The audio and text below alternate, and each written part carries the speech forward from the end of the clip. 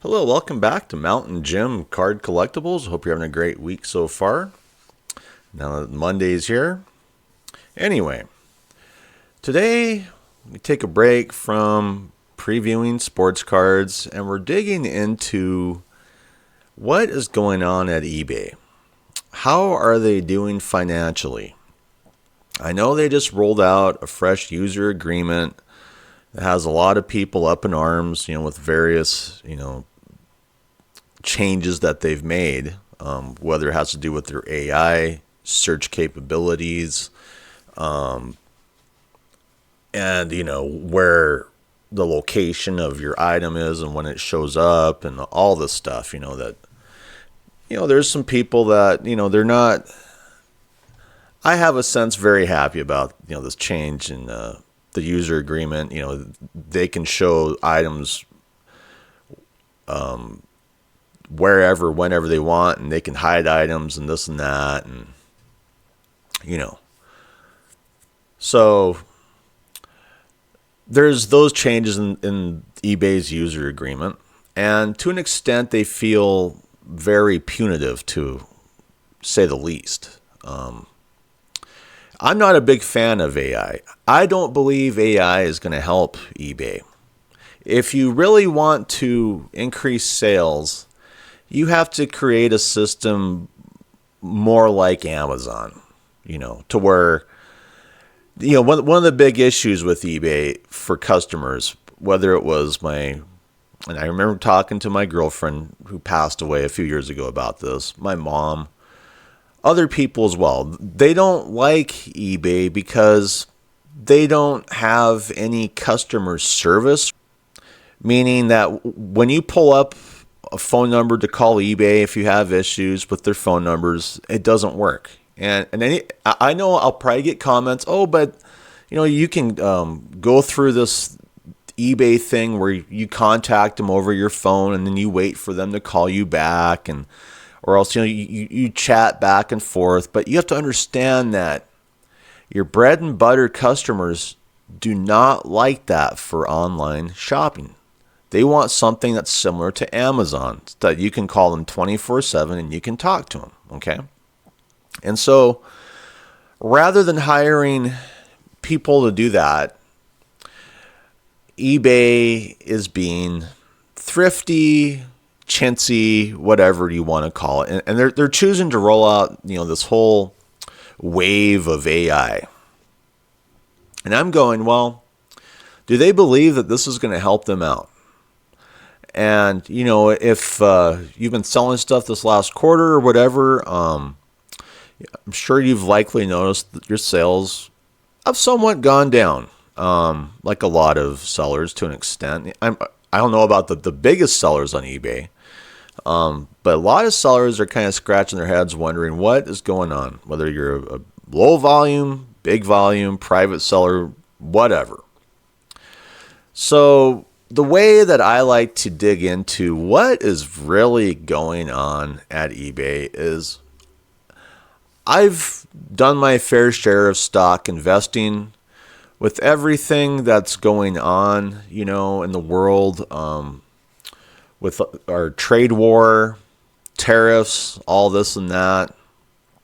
I'm not investing anything on the stock market currently. To me, when I look at the stock market, it looks like an icy lake with very, very thin ice. And you're supposed to go out and walk into that lake. And I'm like, I'm not doing it. Let's dig into eBay's big numbers that are coming up on April 30th. And what is that? Well, if you're into investing in the stock market, you know that there's a quarterly report coming up on April 30th. Yes. And there's a lot of information that's going to be leaking out of this quarterly report. And I have been waiting to see this quarterly report for weeks, almost like a kid waiting, to open up presents at Christmas time. Why? Because I'm going to get a lot of information about what is going on with reselling, where I should start to put, all my eggs in a certain basket, whatever. So anyway, I'll just kind of read this Google AI overview on it. So eBay's March 2025 quarterly report is expected to be released on April 30th after market close. Analysts are forecasting an increase in earnings per share, EPS, to 109 compared to 102 in the same quarter of the previous year. So that's a good sign. Revenue is expected to be $2.55 billion, slightly down from $2.6 billion in the previous year. So overall, though, if you're a seller and you're looking at that number going, well, why is the revenue down? Well, there are things about this quarterly report that really stand out. Now, here's a more detailed look at what analysts are expecting. The Zacks consensus EPS estimate for the quarter is 109, based on 9 analysts' forecasts. So that's what they're thinking, Analysts are predicting revenue of $2.55 billion, a slight decrease compared to the $2.6 billion in the previous quarter. And we're going to look at the previous quarter's numbers. The gross merchandise volume, the GMV, figures for the March 2025 quarter are not available. It's likely to be influenced by broader market trends and consumer spending patterns. Yes. Operating margin. Analysts' expectations for the operating margin in the March 2025 quarter are not explicitly mentioned in the search results, but it's likely to be influenced by cost management and revenue growth. And the report will likely include information on cash flow, capital returns like share repurchase, and other key financial metrics similar to previous reports. All right. So here I am looking at the current stock price. The market just started. It's already going down. That's not a good sign, especially on a Monday. But anyway, what I'm looking at is when I'm looking at investing in a stock, what I like to look at is, and this is coming from the last quarterly report, December 2024. I like to look at the EBITDA. Now, this was startling to me that the fourth quarter of 2024, which should have been one of the highest quarters of the year because of the holiday season, was down 15.96%. Now, I want to show you what the EBITDA is. The EBITDA stands for earnings before interest, taxes, depreciation, and amortization. It measures the company's overall financial performance and is often used as an alternative to other metrics such as earnings, revenue, and income. Okay? It's essentially a way to see how much money a company is making from its core business operations, without factoring how it's financed or how quickly its assets are expected to lose value. Yes. So that's why, when you're investing in stocks, looking at this number is really a shortcut. Now, this is an easy kind of number to look at for red flags as well. Net income, also known as net profit or the bottom line, represents a company's or individual's profit after all expenses, including taxes and interest, have been deducted from total revenue. It's a key financial indicator reflecting profitability and overall financial health, for businesses. And this has different ways of, figuring out your net income. Like for businesses, net income is calculated by subtracting all expenses from total revenue. Yeah. Significance. It shows the company's profitability after accounting for all costs, making it a crucial metric for assessing financial performance. Uses. Net income is used in financial statements, including the income statement and balance sheet, and by investors and lenders to evaluate a company's financial health. Yeah, and that's what I'm doing, is we are evaluating eBay's financial health today, more or less. And when you see the numbers, from December 2024, those are not very good numbers. Yeah, the revenue is at $2.58 billion. Hey, that's great.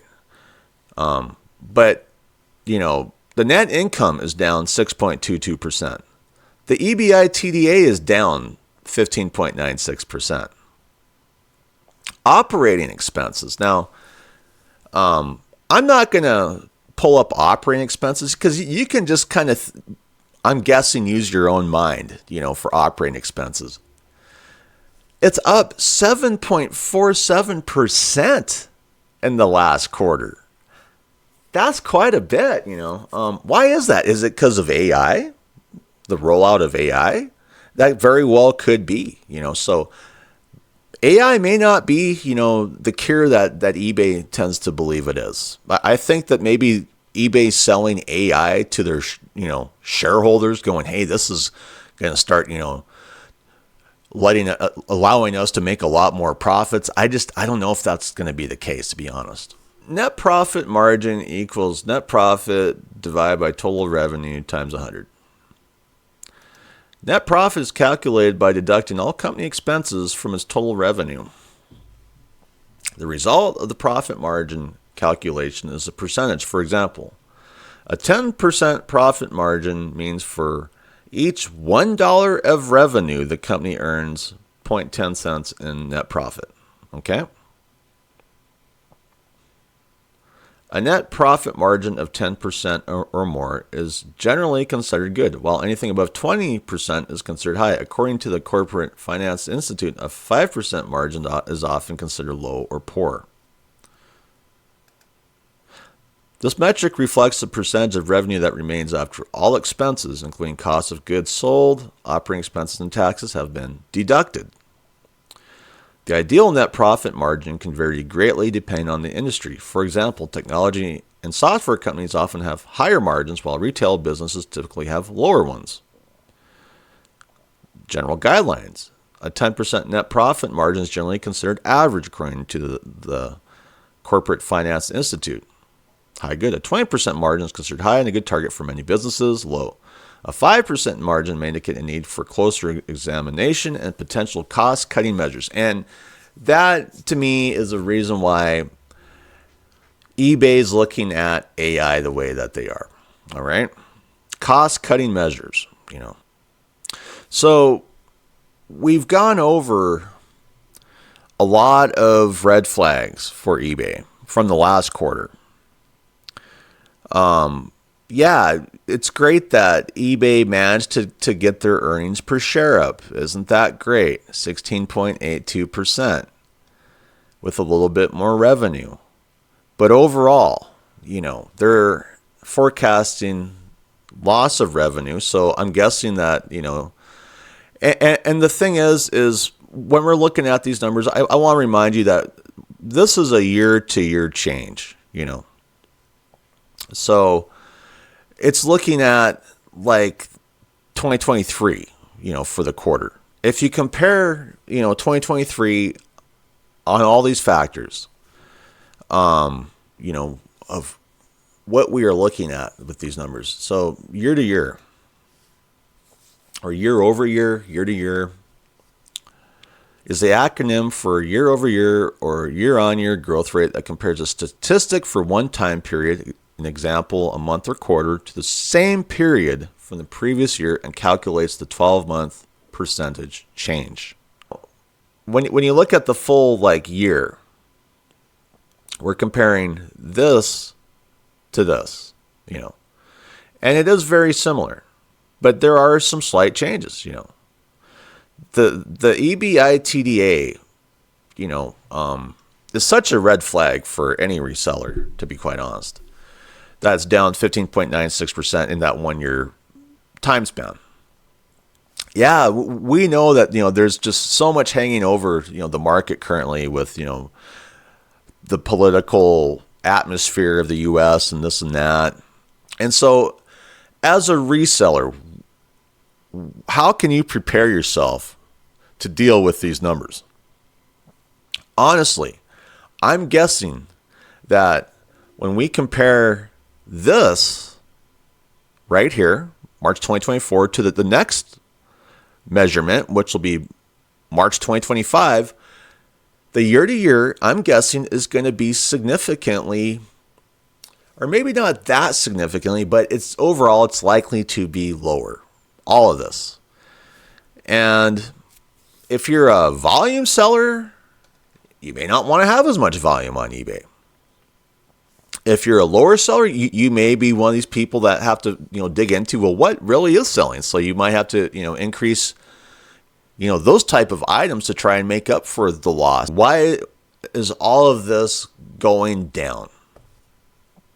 And in my opinion, it has a lot to do with, the pandemic. And how long is it going to take for eBay to get back to where it used to be before all the hype of the pandemic and sports cards and you name it, the reselling hype, the boom. What's it going to take? And that is a question that if you're a reseller, you're going to have to answer yourself. For me as a reseller, when I go through these numbers, am I nervous? Yes, I'm nervous. Am I nervous about the next quarterly results? Yes, I am very nervous. What are we going to be looking at, the year over year? And how do you protect yourself? Is it a matter of, well, you may have to get a job? I don't know. Is a matter of you may have to move into, different reselling platforms. Are all the numbers going down to an extent with eBay because there's going to be, so much competition out there? That's very possible as well. There is going to be a lot of competition. And I know that as an eBay reseller, I've been crossing my fingers for another platform, to kind of take over eBay, to move on to that's as good or better than eBay. Still haven't seen it, Now with the Amazon versus eBay thing, and eBay, rolling out all this AI and, all this, punitive user agreement changes, that really benefits eBay. And then obviously they're trying to cut costs because we went over those numbers as well, with the AI.